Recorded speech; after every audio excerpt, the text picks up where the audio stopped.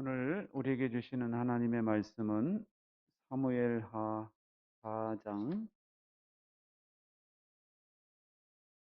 1절부터 3절 말씀이 되겠습니다. 사무엘하 4장 1절부터 3절. 다 찾으셨으면 자리에서 일어나셔서 저와 여러분이 함께 읽겠습니다. 3하에서 찾으시면 됩니다.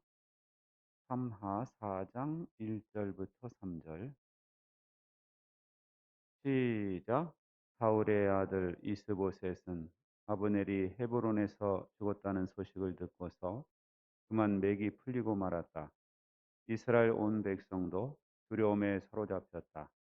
이때 사울의 아들 이스보셋에게는 군지휘관이 두 사람 있었는데 한 사람의 이름은 바나요, 또 한 사람의 이름은 레갑이었다.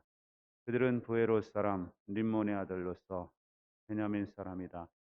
부에롯 사람도 베냐민 족속으로 역임을 받았는데 일찍이 부에롯 주민이 이따임으로 도망가서 오늘날까지 거기에 머물러 살고 있기 때문이다. 아멘. 자리에 앉으세요.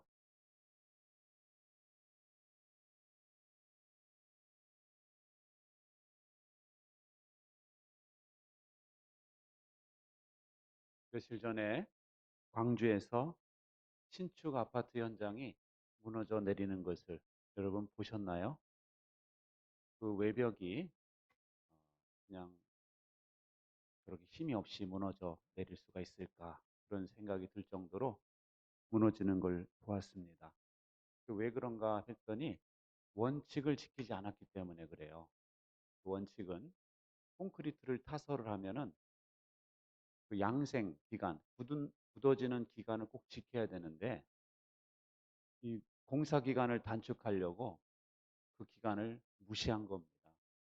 그래서 그냥 일주일에 막 한 층씩 올라가느라고 그냥 너무 그것을 무시하고 지었다가 그런 일을 겪게 된 것이죠. 여러분, 아무리 대기업이라도요, 원칙을 지키지 않으면 그런 일을 당할 수밖에 없어요. 그것을 시행하고 있는 업체가 재계 서열 10위 안에 든다는 거 아닙니까? 여러분, 그 원칙을 지키지 않으면요, 대기업이라는 것 자체가 더 큰 위험을 내포하고 있는 겁니다. 왜냐하면은 겉에다가 천막으로 뭐 가림막을 할 때 그 이름이 딱 새겨져 있잖아요. 그것을 보는 순간 사람들은 대기업이니까 어련히 알아서 잘하겠거니 이렇게 생각하지 않겠어요? 여러분, 우리 인생도 마찬가지예요. 우리 인생에서 무엇이 위험한 건지 아십니까? 코로나가 위험한 게 아니에요. 정말 위험한 것은 뭐냐? 원칙을 지키지 않는 겁니다. 창조주 하나님을 가장 의지해야 되는데 하나님보다 사람을 더 의지하는 거예요. 창조주 하나님을 가장 신뢰해야 되는데 하나님보다 물질을 더 신뢰한다든가 이런 것이야말로 정말 위험한 겁니다. 오늘 본문에 그런 사람이 나오고 있는데요. 바로 이스보셋이라는 사람입니다. 이스보셋은 사울왕의 아들이죠. 사울왕이 전쟁에서 죽자 그 군대장관 아브넬이 이 이스보셋을 왕으로 세웠어요. 그러니까 이스보셋은 아브넬을 무척 신뢰했습니다. 자기를 왕으로 세워준 사람이니까. 그리고 이 사람은 아버지 때 군대장관이에요. 그리고 이 사람은요, 사울왕과 사촌지간이에요. 사울왕의 작은아버지의 아들이 아브넬입니다. 그러니까 사울왕과 아브넬은 형 동생하는 사촌이었다라는 것이죠. 그러니까 그 밑에 이스보셋은 당연히 아브넬을 친척이니까 너무너무 신뢰하고 의지했던 것입니다. 그런데 그렇게 의지했던 아브넬이 죽었어요. 헤브론에서. 그 소식이 들려왔습니다. 그러자 이스보셋의 반응이 어떻습니까? 1절에 나오죠. 사울의 아들 이스보셋은 아브넬이 헤브론에서 죽었다는 소식을 듣고서 그만 맥이 풀리고 말았다. 이스라엘 온 백성도 두려움에 사로잡혔다.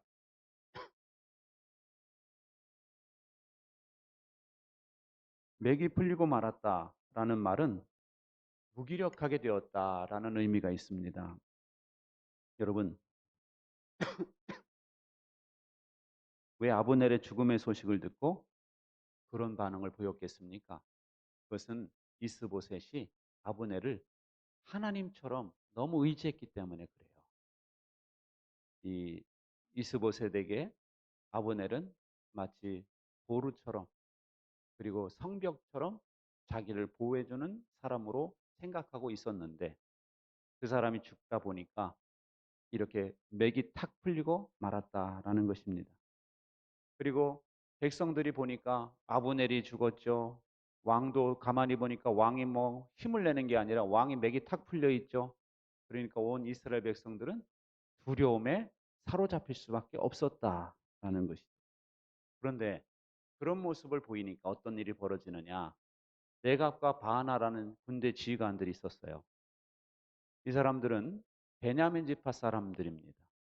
근데 군대 지휘관으로서 아주 상황 판단이 빠른 사람들이고 맨 앞장서서 전쟁을 지휘했던 사람들이에요. 이 사람들이 가만히 보니까 저 이스보셋이라는 왕이 너무 무기력한 거예요. 아브넬도 죽었지, 이스보셋은 뭐 용기를 북돋는 게 아니라 무기력하게 있지. 그러니까 이 사람들이 생각할 때 다윗과 전쟁을 하면은 반드시 지겠구나, 이 생각을 한 겁니다. 그리고 지는 순간 자기들은 처형 1순위다 이렇게 생각한 거예요. 근데 지휘관이니까. 그래서 이 사람들이 예, 계략을 짭니다. 저 이스보셋을 죽이고 다윗에게 투항하자. 계략을 짜가지고 이 사람들이 불량미를 가지고 온 것처럼 왕에게 접근해서 낮잠을 자고 있는 왕을 죽이고 그리고 투항을 하게 되는 그런 일이 벌어지게 되는 것이죠. 여러분, 이런 말씀을 보면서 어떤 생각이 드십니까? 믿을 사람 하나도 없구나, 그런 생각 들지 않아요? 친척인 아브넬은 죽었지. 사실은 그 사람 죽기 전에 이미 배신했잖아요, 이스보셋을. 그리고 자기가 그토록 믿었던 베냐민 지파 군대 지휘관이 자기를 죽이고. 여러분, 믿을 사람 하나도 없구나, 그런 생각이 들지 않습니까? 그러니까 이스보셋이 애초에 의지할 대상은 아브넬도 아니고 레갑도 아니고 바나도 아니었던 거예요. 여러분, 아무리 친척이라 할지라도, 아무리 같은 지파 출신이라 할지라도 그 사람들을 하나님처럼 믿어서는 안 되는 것이었던 거죠. 여러분, 안전의 근거를 인간적인 부분에 두는 것이야말로 대단히 위험한 거예요.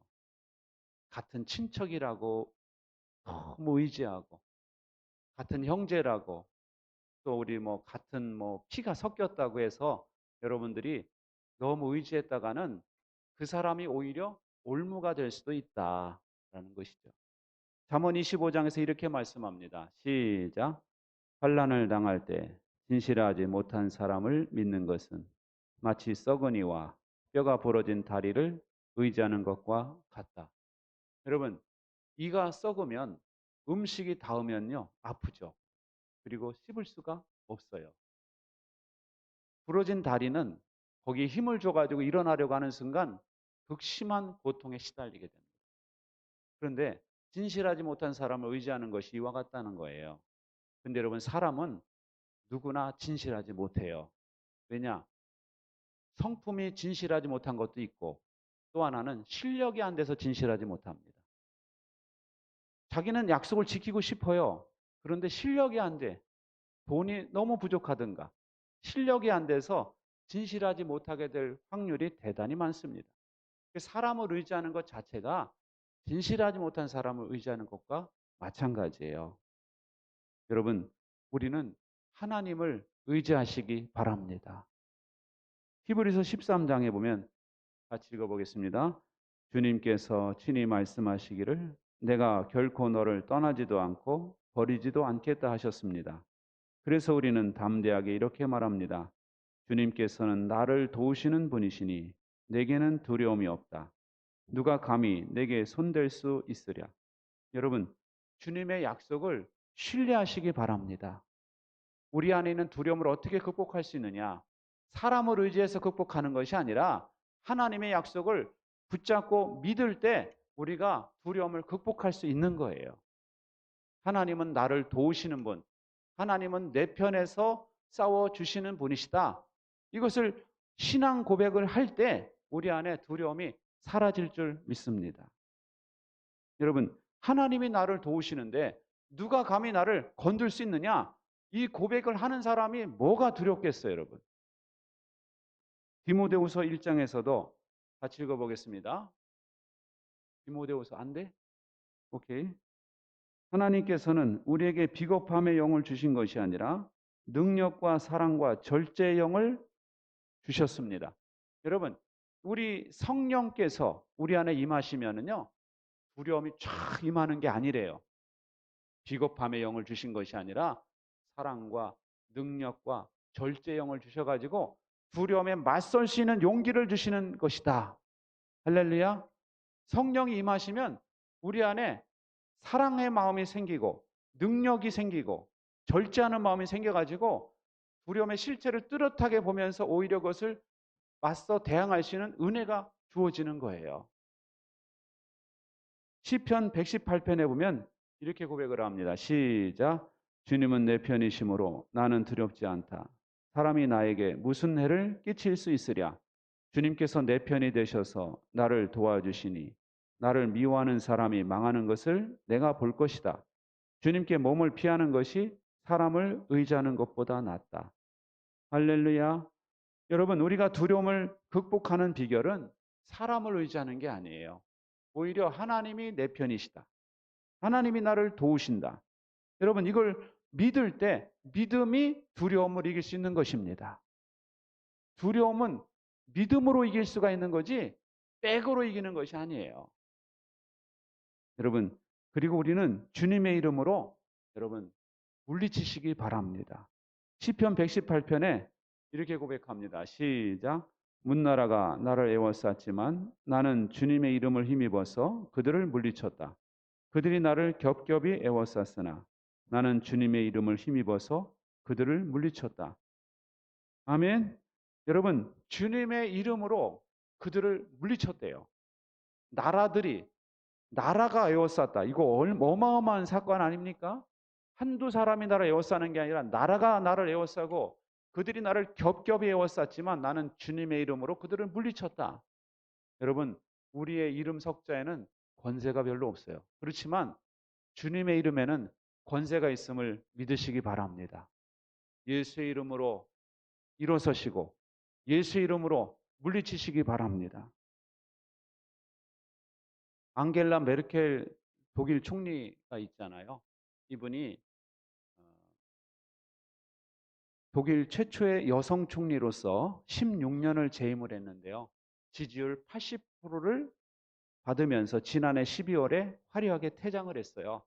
독일 사람들은 그 독일 메르켈 총리를 엄마, 무티라고 부른다고 해요. 엄마라고. 그만큼 그녀는 리더십을 잘 발휘했던 그런 여성이었는데요. 지금은 독일의 리더를 넘어서 세계가 주목하는 리더가 됐어요. 그런데 이 사람은요, 약점투성이었습니다. 출신이 서독이 아니라 동독 출신이에요. 동독이면 공산주의 나라였었잖아요. 거기서 있었던 사람이었기 때문에 주류가 아니에요. 비주류.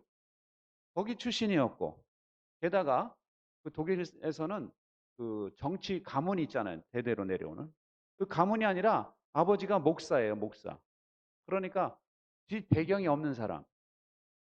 거기다가 독일은 주로 남자들이 정치하는 사람들이 많은데 여성이에요. 거기다가 이혼녀예요, 이혼녀. 그러니 이 사람을 세상적인 시각으로 볼 때는 백도 없지, 배경도 안 되지, 뭐 흠모할 만한 뭐가 있는 것이 아니에요.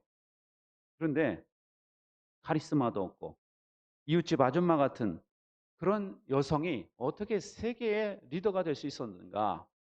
이렇게 말을 합니다. 메르켈은 하나님이 자신에게 이미 주신 것을 잘 활용했다라고 고백합니다.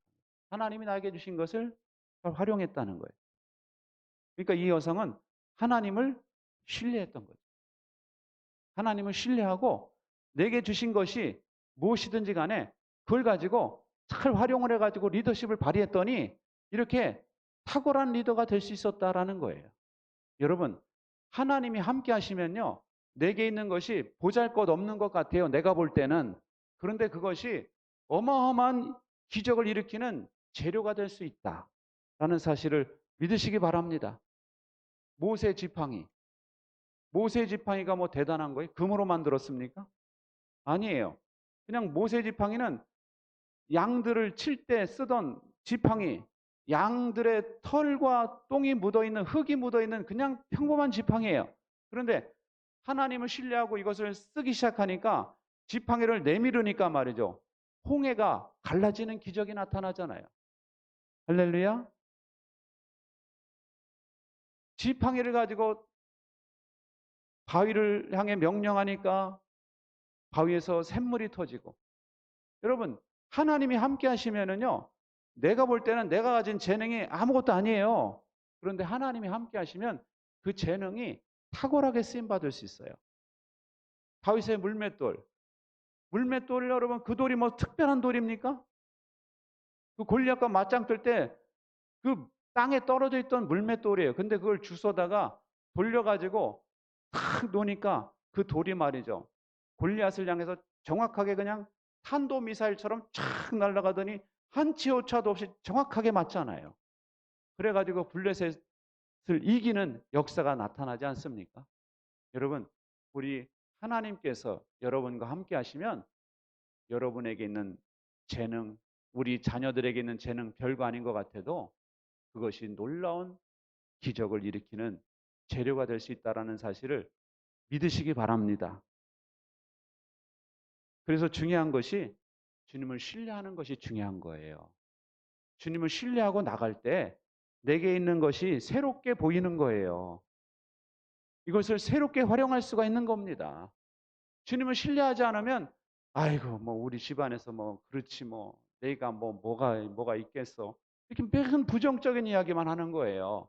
근데 주님을 신뢰하고 나갈 때 우리 안에는 이것이 별거 아닌 것 같아도 하나님이 함께 하시고 도와주시면 이것이 어마어마한 폭발력을 지닌 위대한 도구가 될 수 있는 것입니다. 그런데 여러분, 주님을 신뢰하려면 어떻게 해야 되는지 아세요? 부르짖어 기도하셔야 돼요. 시편 118편에 보면 이런 고백을 하거든요. 시작.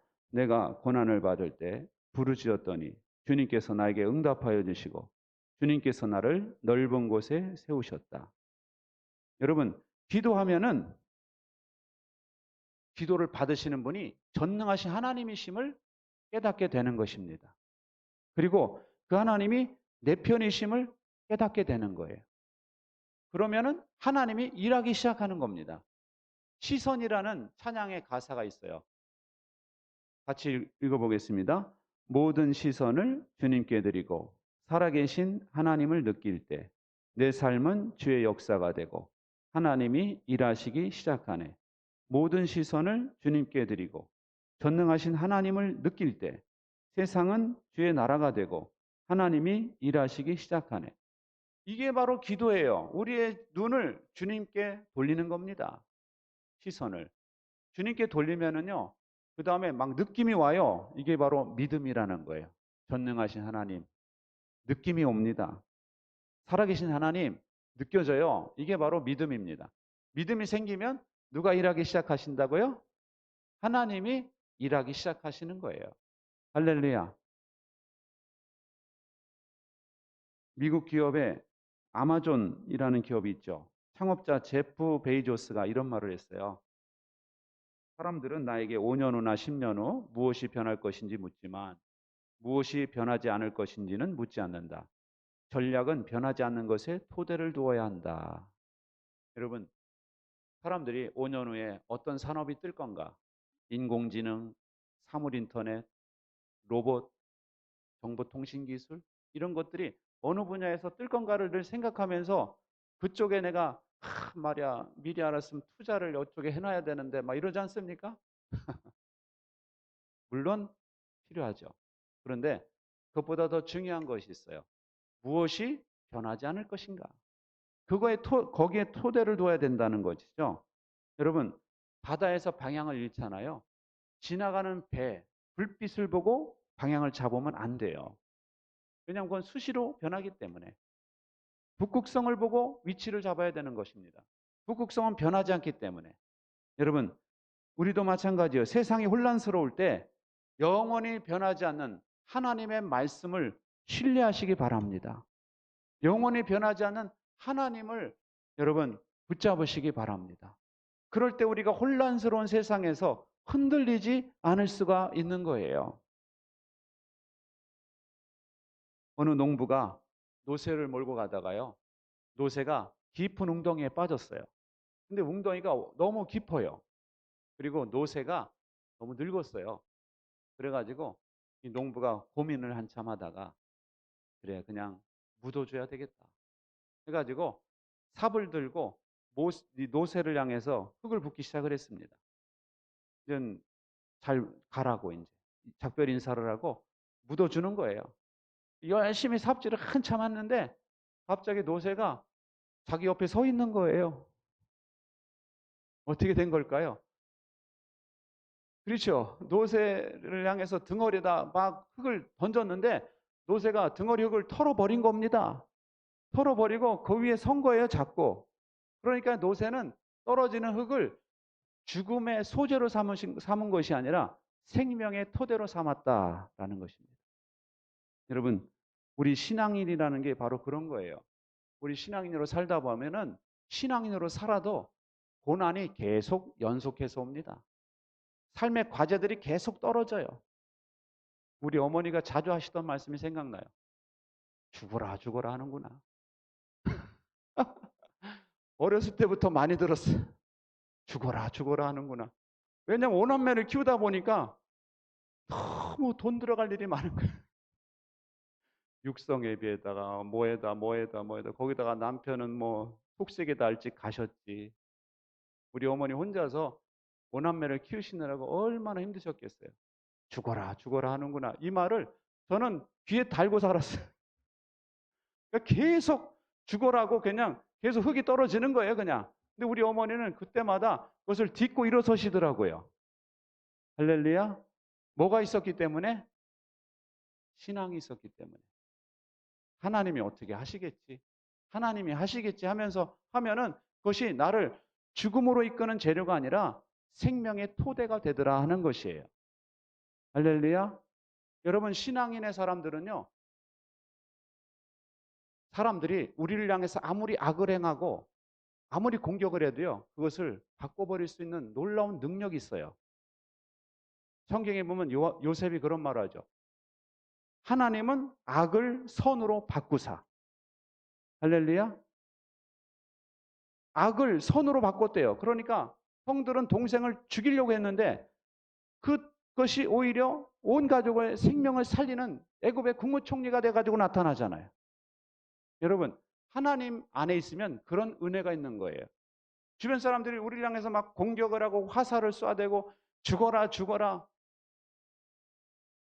할지라도 우리 주님 안에 있으면 그것이 나를 죽이는 것이 아니라 오히려 독성이 다 해독이 되고 그것 때문에 내가 살아나는 역사가 더 발전되는 역사가 일어날 줄로 믿습니다. 여러분 그래서 우리 하나님 안에 있으면은요 악이 선으로 바뀌어요. 그리고 우리에게 주어지는 고난이요 인내의 재료가 됩니다. 그리고 우리가 더욱더 성숙해지는 재료가 되는 거예요. 나아가서 우리를 영화롭게 하는 재료가 되는 것입니다. 믿지 않는 사람들은 조그마한 고난이 몇 번 연속해서 터지면 죽어야 되나? 이런 고민을 하게 돼요.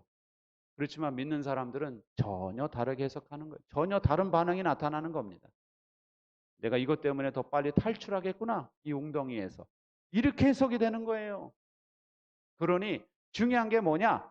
우리 인생을 살아가면서 전능하신 하나님을 신뢰하는 것입니다. 할렐루야.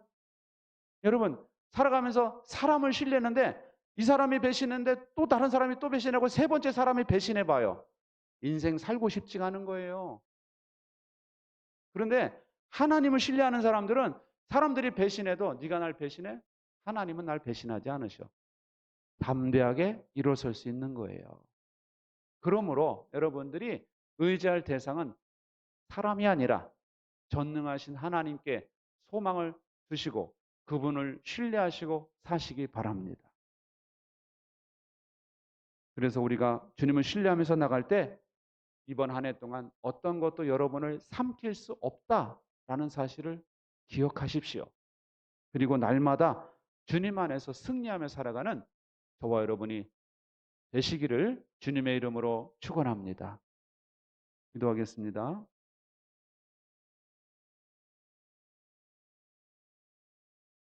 좋으신 하나님, 저희들에게 오늘 이 예배를 통해서 하나님께서 귀한 말씀을 들려주시니 감사합니다.